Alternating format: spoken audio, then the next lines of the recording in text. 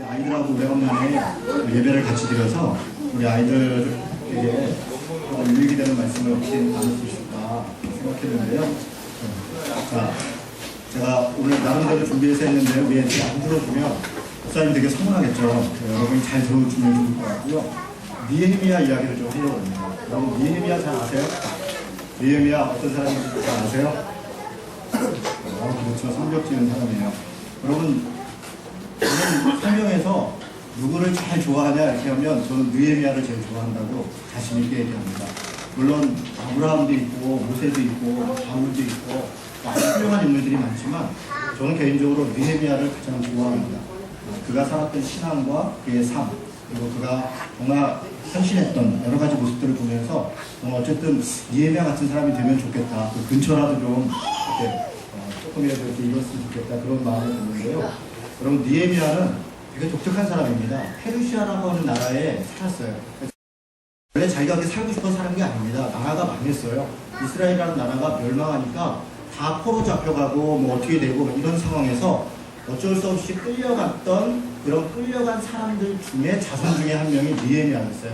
그러니까 이방 나라에 잡혀간 사람 중에 자식이었는데 그런데 그런 사람 치고는 굉장히 성공한 사람입니다. 왕의 술 맡은 관원이라고 했는데 술 맡은 관원이 지금으로 하면 어느 정도 교수였을까요? 혹시 어느 정도 있을지 알까요? 비서? 누구 비서? 그렇죠. 대통령 비서. 비슷하네요. 저희 집 둘째 아들입니다. 참고로. 그럼 아마 그런 것 같아요. 술 맡은 관원은 술 맡았다, 음식을 맡았다 이런 것은요. 옛날 왕 옆에 기미상궁도 있고 뭐도 있고 뭐 옛날에 그랬다잖아요. 아무한테나 안 맡기는 거죠. 느헤미야 때 당시 왕은 아닥사스다 왕이었는데 그 아버지 아하수에라 왕이 침실에서 자다가 독사를 당했어요. 그러니까 그때 당시에 왕들이 그런 일들이 있었기 때문에 자기 측근에는 정말 믿을 만한 사람을 두죠. 술 맡은 관원은 뭐냐면 왕이 먹을 술을 관리하는 사람이에요. 그래서 그 술을 관리하고 그 술이 오면 또 미리 먹고 그런 정도 사람입니다. 아마 지금으로 얘기하면 비서실장 뭐 그런 정도 얘기할 수 있을까요? 어쨌든 이방 나라에서 근데 그냥 이방 나라도 아니고 세계 최강국입니다. 당시에 페르시아라고 하는 나라는 세계 최강국 나라의 가장 힘센 왕의 최측근인 사람이 느헤미야였는데 뜻밖의 소식이 들립니다. 느헤미야는 페르시아 사람이 아니라 저 가나안 땅에 있는 히브리 땅 망한 나라에 그리고 지금 막 새로 시작하고 있는 그런 나라의 그런 후손이었다고요. 히브리 민족이었다고요. 그런데 그 이스라엘 땅에 다시 포로 귀환돼서 성전을 짓고 뭐 이런저런 것을 나라로 다시 재건하고 있던 그런 사람 중에 자기 친동생이 있었어요. 하나님이라고 하는 친동생이 어느 날 소식을 전합니다. 어떤 소식이냐면 끔찍하고 속상한 소식입니다. 성벽이 다 회파당했다. 무너졌다. 이게 무슨 얘기입니까? 성전을 짓고 원래 그 성벽들이 얼기설기 있었는데 그게 이방의 공격을 당하고 또 내부적으로 이런저런 어려움이 있어서 성벽이 완전히 사라져 버렸다는 거예요. 나라 자체가 기반이 없고 굉장히 어려움을 당하고 있다. 그런 소식을 듣습니다. 느헤미야 입장에서 그 소식을 들었을 때 사실은 어떻게 보면 별 얘기가 아닙니다. 자기 자신은 페르시아라고 하는 굉장히 좋은 나라에 좋은 지구에 살고 있고 자기 어쩌면 자기 조국을 잇고 싶은 사람이지 않겠습니까? 자기 조국이라고 하는 것은 페르시아 나라의 몇십 분의 1도 안 되는 아주 조그만 땅덩어리고 보잘것 없는 것이고 그런 나라예요. 자기가 그 나라 출신이라는 것도 사실은 잊고 싶은데 그 나라의 성벽이 훼파됐다. 그래서 백성들이 고단함을 당하고 어려운 일이 있다. 그 얘기를 들으니까 느헤미야가 어떻게 했냐면 땅바닥에 털썩 주저앉아서 슬피 울고 그리고 금식을 합니다. 한탄을 합니다. 어떻게 이 나라가 이렇게 될 수가 있을까? 그런데 어떻게 이렇게 됐다고 얘기를 하는 거냐면 누가 와서 외부에 의해서 그렇게 침략을 당해서 그랬다는 게 아니라 내부적으로 부패해서 그랬다는 겁니다. 그들이 하나님을 떠났고 하나님의 말씀을 어겼고 그래서 결국은 자신들 안에 부정부패가 만연해서 나라가 이 모양이 됐다. 그 얘기를 듣고 이방 나라에서 자기는 잘 먹고 잘 살고 있지만 너무나 가슴이 아파서 땅바닥에 앉아서 울고 그리고 금식하고 그 일을 남의 일처럼 여기지 않았습니다. 그리고 나서 느헤미야가 오늘 기회를 누립니다. 왕한테 뭔가 얘기를 해야 되는데 당시 신하가 왕한테 함부로 얘기하다가 잘못 얘기하면 뭐 사형도 당하고 그러는 겁니다. 당시 왕은 절대 권력자이고 그냥 신하고 동일한 것이죠. 자체가 어떤 신적 존재로 추앙을 받는데 어느 날 술 맡은 관원인 느헤미야가 얼굴이 수심이 가득하게 있는 거예요. 그랬더니 왕이 물어보는 거예요. 느헤미야야, 너 얼굴이 왜 그러냐? 여러분 이 장면이 되게 특이합니다. 왕 옆에 있는 사람들은요 기분 나쁜 일이 있어서 기분 나쁜 티를 내면 안 됩니다. 여러분 교회에 가끔 이렇게 오기 전에요 집에 부부끼리 좀 싸울 때가 있습니다. 혹은 그날따라 애가 이렇게 속을 세요. 그래가지고 그냥 뭐 아침에 발로 한번 걷어차기도 하고 그냥 왜 너는 꼭 어디 가려고 그러느냐 이러고 오는 거예요. 그런데 막상 교회 오면 어때요? 웃는 얼굴로 있는 거죠. 누가 알아볼까봐. 더 열심히 인사하는 거죠. 괜히 옆사람한테 친한 척하고. 그게 우리가 다른 사람들이 있을 때 지켜야 되는 어떻게 보면 예의이기도 하고 우리 안에 있는 체면이기도 하죠. 왕 앞에는 더합니다. 왕 앞에서 옆에 있는 신하들이 자기 개인적으로 무슨 어려운 일이 있다고 해서 근심이 가득하고 그건 뭐 있을 수가 없는 겁니다. 혹시 잘못 오해하면 얘가 나한테 무슨 불만이 있나 이렇게 되는 거 아닙니까? 근데 느헤미야가 얼굴에 수심이 가득해요. 그래서 왕이 물어보는 거예요. 그러고 왜 그러냐? 그랬더니 얘기를 하는 겁니다. 제 조국인 히브리가 이스라엘에 성벽이 휘파됐다는 얘기를 제가 들었어요. 근데 이 말을 할 때 느헤미야의 마음이 콩닥콩닥 하는 거예요. 이 말을 어떻게 들을까? 아니 페르시아에 지금 벼슬을 하고 있는 사람이라고요. 그런데 자기 조국, 자기 출신인 나라에 이런저런 일이 있다는 걸 얘기했을 때 왕이 어떻게 들을까? 그래서 얘기하기 전에 느헤미야가 아주 가슴 떨리는 마음으로 살짝 기도를 합니다. 하나님 지혜를 주십시오. 도와주십시오. 그렇게 잠깐 기도하고 이야기를 합니다. 그런데 느헤미야가 얼마나 지혜롭냐면 그때 왕 옆에 누가 있었다 그래요? 오늘 읽은 본문에 왕비가 있었다. 여러분 이게 굉장히 지혜로운 거예요. 왕이든 누구든 옆에 여자가 있잖아요. 마음이 약해져요.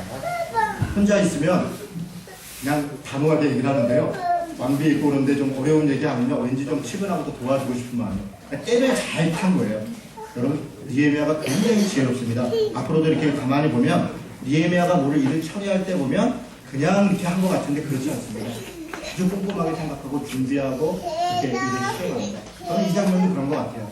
왕비가 있는 날 그 앞에서 그때를 노리고 있는 거죠. 그랬다가 왕비도 있고 그러니까 왕도 체면이 있고 그러니까 그래? 그럼 내가 도와주지 이렇게 해서 그냥 너 가서 성벽조 이런 정도가 아니라 총독으로 임명을 받아요. 그 지역의 총독으로 임명을 받고 그 성벽을 짓는 이런저런 자재들을 지원받아서 그리고 자기 조국으로 돌아옵니다. 여러분 돌아오는데 얼마나 걸렸냐면요. 한 4개월 정도 걸렸을 겁니다. 시간이 엄청나게 오래 걸렸어요. 그리고 돌아와서 그 위에 어떻게 되면 돌아온 지 3일 만에 애들이 있습니다. 돌아온 지 3일 만에라는 얘기는 여독도 풀리기 전이라는 거예요. 돌아오자마자 3일날 밤 어느 날 느헤미야가 혼자 밤에 말을 타고서 성벽 주위를 돌아다닙니다. 혼자서 갑니다. 가면서 아마 몸종 한 명 데리고 다녔을지 모르겠어요. 그러면서 실제로 성벽이 어떻게 회파됐는가를 살펴보는 거예요. 여기는 이렇게 됐고, 저기는 이렇게 반파됐고, 저쪽은 물짝이 없고, 저쪽은 뭐가 없고, 여기는 또 고치기가 좋겠고, 그래서 밤중에 온 성벽을 다 돌아다닙니다. 그렇게 다니면서 계획을 세우는 거예요. 뭘 어떻게 해야 되는구나. 그런 다음에 온 이스라엘 민족을 지파별로 다 모읍니다. 불러모읍니다. 그리고 나서 이렇게 얘기합니다. 성벽을 짓자. 성벽을 짓는데 각자 자기 집 앞 성벽은 자기가 짓는다. 이렇게 얘기합니다. 여러분 처음부터 힘 합쳐서 이렇게 저렇게 짓자. 자기가 있는 곳에 할당을 해주는 거예요. 할당을.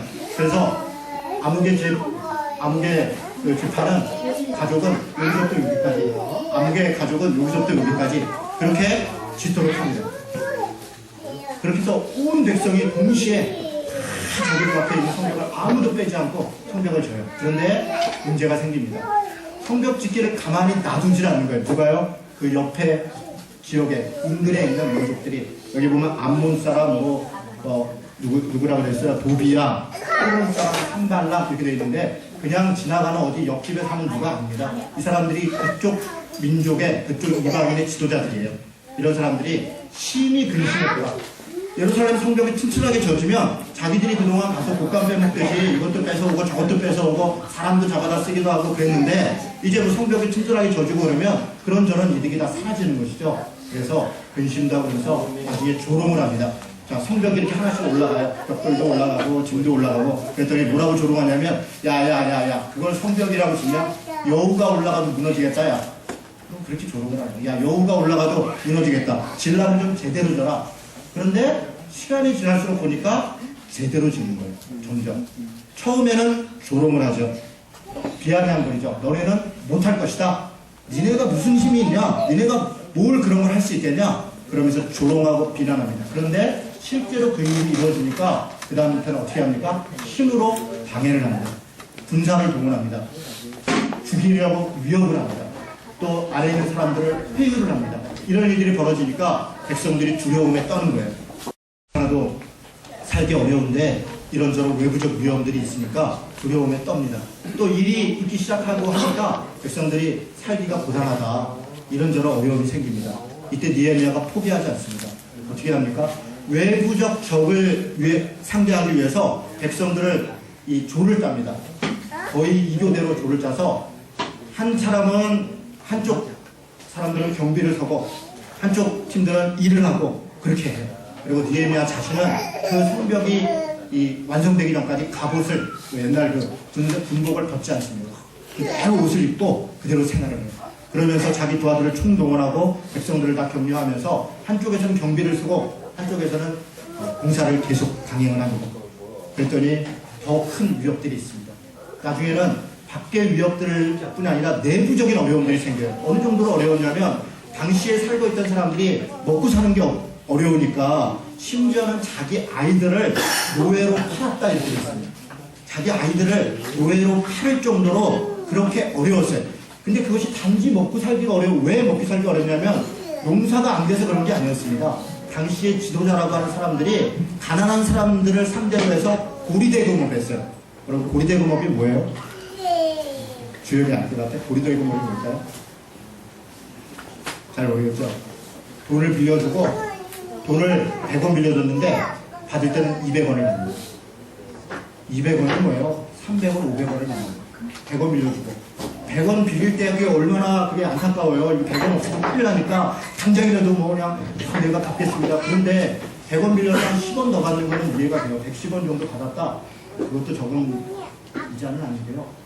200%, 300%나 몇백 그렇게 받아요. 그래서 그 빚을 갚을 수가 없으니까 자기 자식을 팔고 사람을 팔고 해야 될 정도로 끔찍한. 그런데 그 빚을 가져간 사람들이 누구라고요?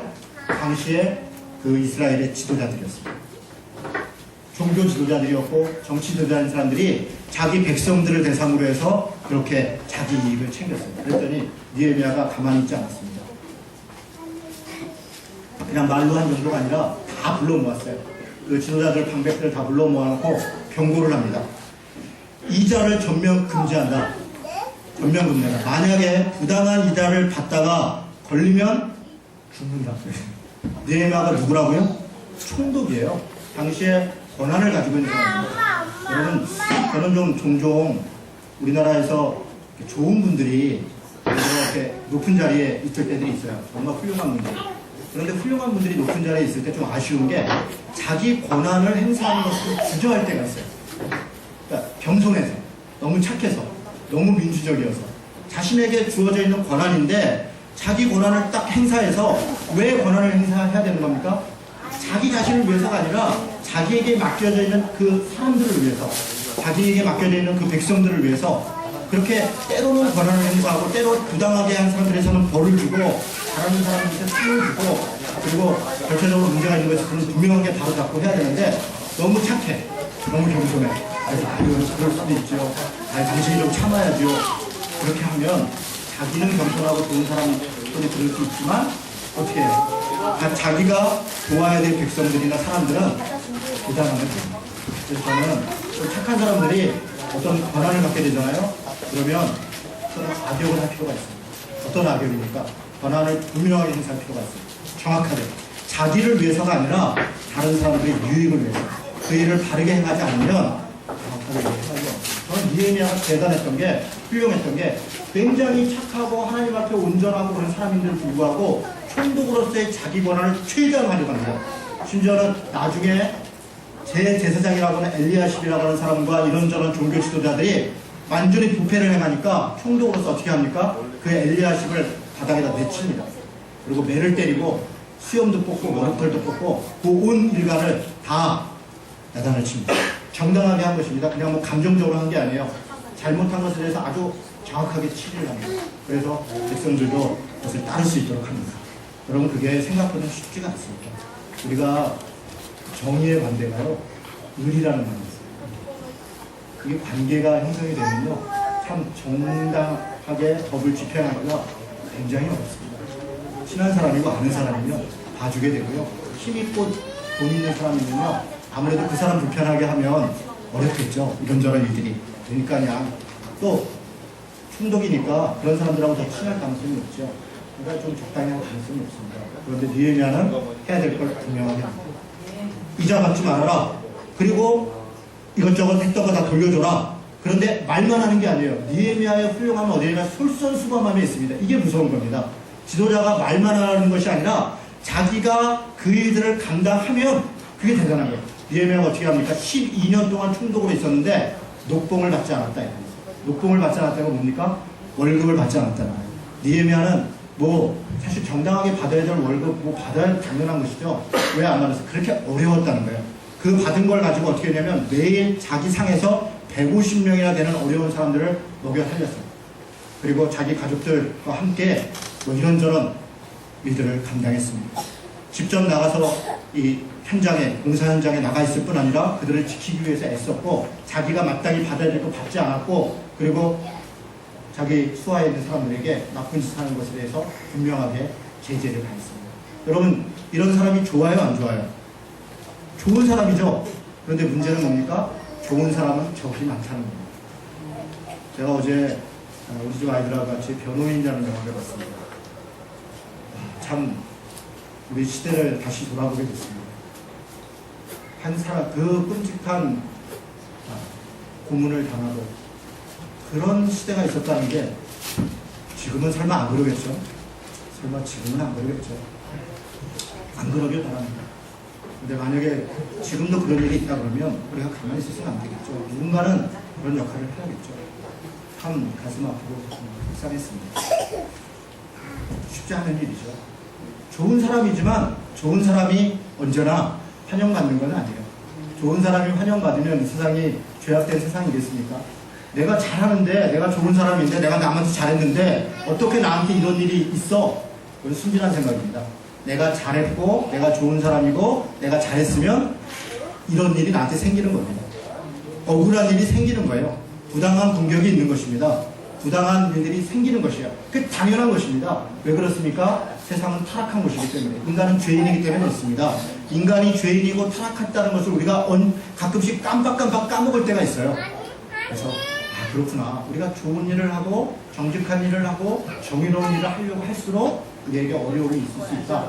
이걸 여러분 당연하게 생각해야 됩니다. 여러분, 느헤미야에게 어떤 일이 벌어집니까? 산발락과 도비아라는 사람이 힘으로 위협해도 안 되고 돈으로 회유해도 안 되고 또 내부의 사람들을 통해서 어려움을 줘도 안 되니까 결국은 느헤미야를 암살하려고 계획을 세웁니다. 그래서 무리나 4번이나 느헤미야를 만나자고 얘기를 해요. 왜요? 만나서 죽이려고. 근데 누구를 보내냐면 하나냐라고 하는 느헤미야의 측근이에요. 측근. 그러니까 그 자리를 누가 만드냐면 느헤미야의 측근 중 한 사람을 보내가지고 그 사람을 돈으로 회유한 거예요. 권력으로 회유했든지 아니면 가족을 위협했든지 뭔가 위협해서 느헤미야에게 와서 얘기를 하는 거예요. 총독님, 아무래도 우리가 이렇게 계속 가다가는 서로 강대강으로 가면 나중에 이게 무력으로 충돌되고 백성들만 어렵지 않겠습니까? 한번 만나서 좀 협상을 해보죠. 그러면서 좋은 말로 했겠죠. 그러고서 만나기를 요구해요. 그런데 느헤미야가 나가지 않습니다. 왜 나가지 않습니까? 그게 부당하다는 것을 느헤미야가 눈치챕니다. 하나냐가 거짓말을 한다 이렇게 된 것이 아니라 저들이 분명히 뭔가 계략을 세우고 있다. 그들이 우리에게 이렇게 선의로 대하려고 하는 자들이 아니라는 것을 감사합니다. 나가지 않아요. 4번이나 안 나가니까 그 다음 어떻게 합니까? 하나냐가 저들이 당신을 암살하고 하려고 합니다. 그러니까 빨리 예루살렘 성전 안으로 도망을 가십시오. 성전 안에 도망가가지고 거기 가가지고 숨어 있으면 당신이 살 수 있습니다. 이렇게 얘기합니다. 좋은 얘기 같죠? 아니요. 여러분, 총독이라고 해도 예루살렘 성전에는 제사장만 들어갈 수 있습니다. 성소를 얘기하는 거예요. 성소. 성소 안에는 제사장만 들어갈 수 있어요. 그러니까 자기 권한을 넘어서서 부당한 일을 행하라는 거예요. 자기 목숨을 살기 위해서. 그렇게 이야기합니다. 여러분, 언뜻 들으면 좋은 얘기고 나를 위한 얘기 같은데 느헤미야가 그것을 하지 않습니다. 뭐라고 얘기합니까? 내가 죽는 한이 있더라도 하나님 앞에 하나님의 법을 어길 수 없다. 여러분, 이게 느헤미야의 자기 목숨 하나 구원하기 위해서 하나님의 법을 어기겠다, 내가 적당히 타협하겠다, 그렇게 하는 것이 아니라 내가 국민함이 있어도 하나님의 법을 어길 수 없다, 그렇게 얘기합니다. 결국 암살은 실패합니다. 그리고 단기간 만에 성벽 건축은 완성됩니다. 무려 52일 만. 여러분, 굉장히 짧은 기간입니다. 52일, 2달도 안 되는 기간 동안에 신속하게 전체가 다 참여해서 이렇게 성벽을 완성합니다. 그리고 성벽 동원식을 해요. 성벽 동원식. 아주 웅장하고 너무너무 멋진 동원식을 합니다. 백성 전체를 두 패로 나눕니다. 그리고서 한쪽은 이쪽 성벽 길로 올라가고 한쪽은 이쪽 성벽 길로 쫙 올라가요. 그러면서 가운데서 만나서 무슨 집회를 하는 거예요. 그런데 이쪽 성벽으로 올라가는 한 무리의 앞에는 누가 섰냐면 에스라라고 하는 당시의 제사장이 앞에 섭니다. 에스라를 앞세우는 거예요. 에스라가 앞에 서서 그들을 지휘하면서 찬양팀과 함께 이렇게 올라갑니다. 근데 이쪽 팀에는 느헤미야가 섭니다. 그런데 느헤미야가 의외로 어떻게 하냐면 앞에 서는 게 아니라 맨 뒤에서. 그리고 이쪽 팀은 다른 사람이 앞장서서 이렇게 올라갑니다. 여러분, 느헤미야가 왜 맨 뒤에 섭니까? 느헤미야는 성벽을 짓는 데까지는 내일이다. 그러나 민족을 지도하고 신앙의 부흥을 일으키고 하는 일은 이라는 것을 분명히 인식한 것입니다. 그건 자기 일이 아니에요. 누구의 일입니까? 에스라의 일입니다. 하나님께서 에스라에게 맡긴 것을 알고 있었어요. 느헤미야는 맨 뒤에 섭니다. 그리고 그 다음에 일어나는 8장 9장으로 이어지는 느헤미야에 나오는 신앙 회복 운동을 에스라가 앞장서 합니다. 그리고 나중에 페르시아로 잠깐 갔다가 돌아왔는데 1년 동안 돌아와 보니까 또 끔찍한 일이 벌어집니다. 여러분, 예루살렘 그 성전 안에 방이 하나 있었어요. 그 방에는 당시에 백성들이 바쳤던 예물이나 뭐 11조나 뭐 이런 것들을 이렇게 쌓아놓는 방입니다. 그럼 이건 어디다 쓰는 겁니까?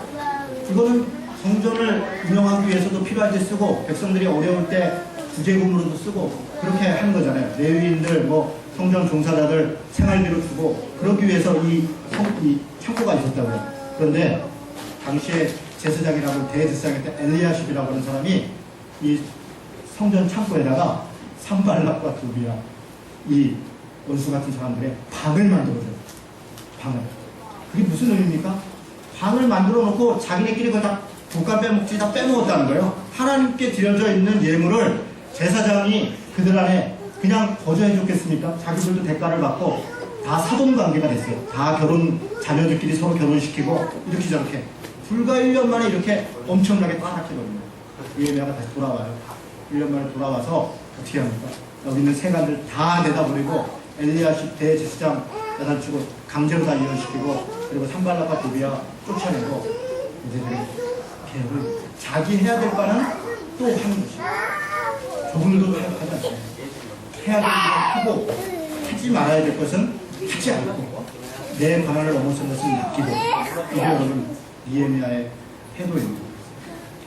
여러분, 옛날에 제가 최근에 혹시 PD수첩을 보시는 분도 계실 줄 아는데요. 벌써 그 사건은 저하고의 악연은 10년도 넘었습니다. 2000년도에 제가 스포츠투데이라고 하는 반대운동을 했었죠. 당시에 여의도 순복음교회가 그 스포츠투데이라는 신문을 자기 아들을, 조인규 목사님의 아들이 사장으로 해서 무려 1,000억 원이나 되는 돈을 지원해서 그 신문을 만들었어요. 그 1,000억 원은 어디서 나왔나? 다 교회 헌금이고, 심지어는 그 여의도에 있는 그 땅을 은행에다가 저당 잡혀서 돈을 줬습니다. 그리고서 그런 신문을, 그 신문이 뭐 좋은 신문이냐? 그런 것도 아닙니다. 스포츠 신문이 아이 폭력과 섹스와 이런 것들로 아주 세상을 어지럽히는 스포츠 자체만 그렇게 하는 그런 신문이 아니었죠. 반대운동을 했습니다. 그랬더니 한 번은 그 목사님이신데 조인규 목사님의 비서인지 관련된 분인지 저를 찾아오셨어요. 찾아와가지고 처음에 와서는 이렇게 얘기를 하는 거예요. 아, 참 훌륭한 일을 하셨어요. 제가 그때 30대 초반입니다. 32살 때입니다. 훌륭한 일을 하십니다. 누군가는 해야 될 일입니다. 다 그렇게 얘기를 하시더라고요. 누군가는 해야 될 일이죠. 그러면서 저는 좋은 일이라고 생각하는데 제가 걱정이 되더라고요. 뭘 걱정하냐면 우리 교회, 그러니까 여의도 순복음교회죠. 교회에 조양인 씨가 집사를 했다. 김태춘이라는 분이 집사를 했다. 김태춘 조양인이 누구냐면 우리나라 3대 깡패 중에 한 명입니다. 3대 이 조직폭력배의 두목들 중에 이 김태춘 조양인 있습니다. 한 명은 오팔이라고 하는 사람이 있는데 그분은 요즘 사랑교회에서 집사하고 아주 훌륭한 일을 그분이 열심히 하고 있더라고요. 여기서 훌륭하다는 건 진짜 훌륭하다는 말이 아닌데 그런 얘기를 하면서 저한테 이렇게 얘기를 하는 거예요. 그런 사람들은 통제가 안 된다. 예수 믿고 집사가 됐긴 했는데 성격도 그렇고 아직 좀 다 손 못 끊었으니까 조심하라. 그거 알려주러 왔다. 심지어는 그 조희준 씨가 첫 번째 부인이 이혼을 안 해주니까 김태철 씨가 애들이 이런 끔찍한 짓을 해서 강제로 이혼을 시켰다. 그러니까 다시 조심해라 이런 얘기예요. 제가 그렇게 하시죠. 제가 당당할 좀 하지요. 그랬더니 이분이 그냥 또 할 말이 없지 뭐. 그래서 그냥 갔어요. 또 다시 돌아왔습니다. 그 다음에 이제 그 다음 주에 다시 왔어요. 할 때는 뭘 가지고 왔냐면 그때 당시에 저는 그렇게 큰 돈을 처음 해요. 3억짜리 쓴 수표를 들고 왔어요. 2000년도에 3억이면 지금은 좀 더 될 거예요. 그거 받아서 교회 줄 거거든요. 그걸 가지고 온 거예요. 가지고 와서 당신을 특별히 생각해서 온다. 그러면서 고소하면 당신만 피곤하다. 지금 조영기 목사가 관련돼서 고소해 놓는 게 16건이었습니다. 당시에. 그리고 그 중에 어떤 사람은 재판이 1년, 2년 진행되니까 지쳐가지고 타협을 3천만 원 받고 타협했다. 제가 다 3천만 원 받는 조건으로 다 이렇게 정리가 됐다. 그러니까 나중에 당신 가다가 많이 건져야 3천만 원 건지니까 3억 가져왔을 때 그냥 받고 끝내라. 이런 얘기예요. 그래서 제가 이걸 제가 찢을까요? 그냥 가져가실래요? 그러니까 이런 거니까 내가 이거 그냥 찢을까요? 돈 아깝잖아요. 가서 좋은 데 쓰세요. 내가 찢으면 돈만 아깝잖아요. 찢을까요? 가져가실래요? 그랬더니 가져갔다고. 가져갔습니다. 그럼 끝났을까요? 그리고 그 다음 주에 고소를 했어요. 1억 소송을 했습니다. 그래서 연예인 소송으로 1억 소송을 당해서 1년 동안 법정을 왔다 갔다 했죠. 이런저런 우여곡절이 있었는데 어쨌든 법적으로 이겼고 그리고 기각이 됐습니다. 그런데 당시에 이제 기각이 되면 그쪽은 이제 법률 로펌이 있었고 저는 나홀로 소송을 했는데 당연히 항소를 해야 돼요. 그런데 아주 놀라운 일이 있었습니다. 그 재판을 하는 기간 동안에 정권이 바뀌었는데 정권이 들어오자마자 언론사 세무조사를 했는데 언론사 세무조사를 하고 그 언론사 사주를 고소를 했어요.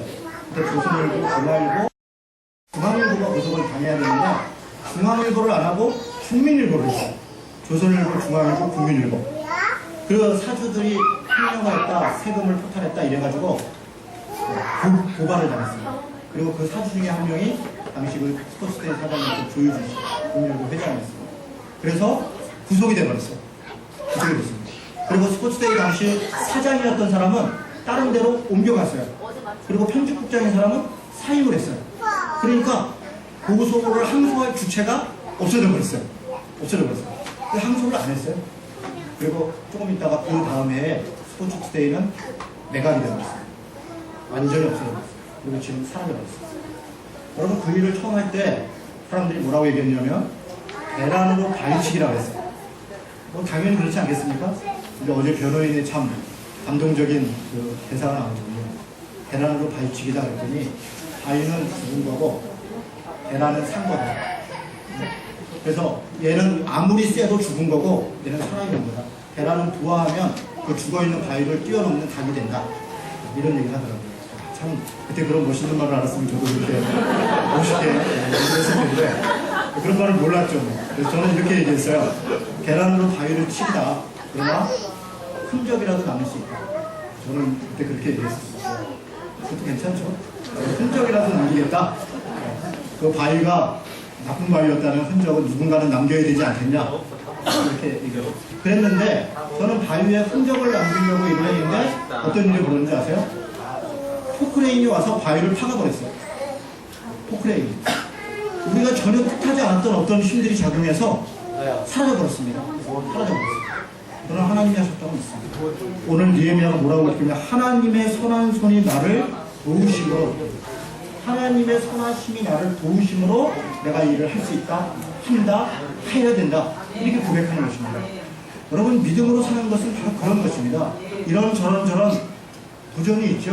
다르게 살고 올바로 산다고 다 박수치고 그러는 건 아닙니다. 어려움이 있습니다. 그러나 그 어려움 때문에 물러날 것 같으면 뭐하러 그 일을 합니까? 처음부터 안 하는, 물론 처음부터 안 하는 것보다 하는 데까지 하는 것도 좋지요. 한 소리라도 보태는 게 맞아요. 최선을 다하는 게 중요합니다. 여러분, 이번에 해수청 나가고 또 고소를 당했습니다.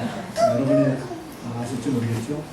그러나 뭐 지금은 아직은 뭐 법정까지 갈 상황은 아니고요. 일단은 검찰에 고발을 했으니까 뭐 조사를 하겠죠. 조사하고 검찰에서 기소를 하면 뭐 법정에 왔다 갔다 해야겠죠.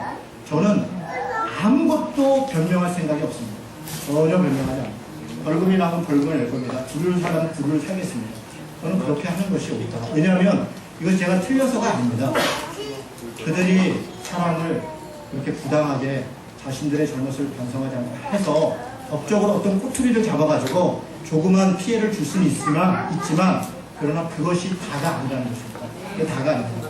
저는 만약에 재판이 시작된다면 최대한 많은 사람들한테 알려낼 것이고, 저는 뭐 당연히 그냥 재판 과정에서 1년 전에 변명하자, 그거 그렇다, 제가 했다, 맞다, 뭐 그렇게 얘기하겠지만, 많은 사람들한테 이걸 알려내서 얼마나 부당하게, 부패하게 자신들의 잘못을 가리고 있는지를 저는 알려내는 그것이 제가 할 일이다.